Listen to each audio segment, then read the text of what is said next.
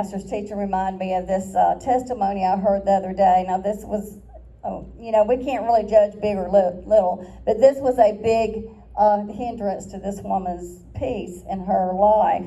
And she was consumed. Some people can be consumed by things if we let them. And but this woman, she was talking about that she was married and they had 6 kids. And her husband just decided one day he was going to leave her. So he left her. He left the kids. He did not support them in any way. And so here she was, with these kids to raise. And, it was just a bad situation. But she said that she let it consume her, the anger. She let that, bitterness and just all the stuff, it just consumed her life. And she said anybody she talked to, she didn't care who it was, she had to give them the whole spiel about how bad her husband had treated her, how bad he had done the kids, and all these things, which it was a bad situation. We're not going to, we can't say that was not, but it was. But, she was talking about how much that just consumed her life. She could have lived a happy life for years and years, and that's all her kids heard, yak, yak, yak, yak, yak, yak, yak, And so they lived in this bondage. It really brings bondage on your life. Amen. And but when we learn to turn to God, God is so much bigger than everything in our life. He is so much bigger. But, she said that she was in a horrific car wreck a couple of years after that. And, or I don't know exactly how many years, but during that time, she had a horrific accident. And so she said that while she was in the hospital, she actually everything turned black on her, dark on her.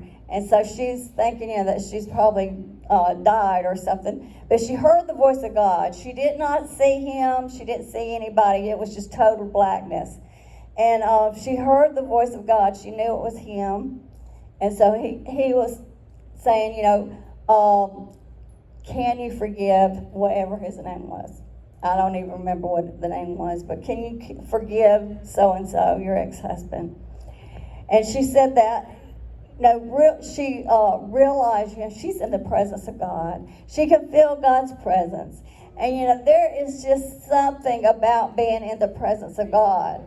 She said it wasn't even a question in her heart or in her mind. She just automatically said yes.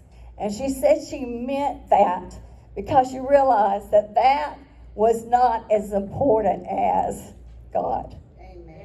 Not as important, we do that with so many things.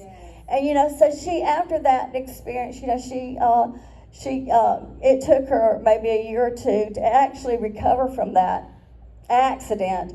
But, and this had been many years later that she was giving this testimony. And you could just see the forgiveness, you could see the love, you could see the peace, you could hear it in her voice.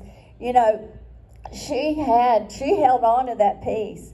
And she said, I have never talked about that experience again. It doesn't come in my home. It doesn't, I don't allow these things to come in. I don't allow these things to affect me. I have total forgiveness. I don't even talk about it. And, that's one way you can gauge if you really have let something go to God, that is that you don't talk about it anymore. You've actually surrendered it to God. And, when we look at things in the prospect of, God, He is more important. He is more important. His presence in our lives is more important than the holding on to things that steal our peace.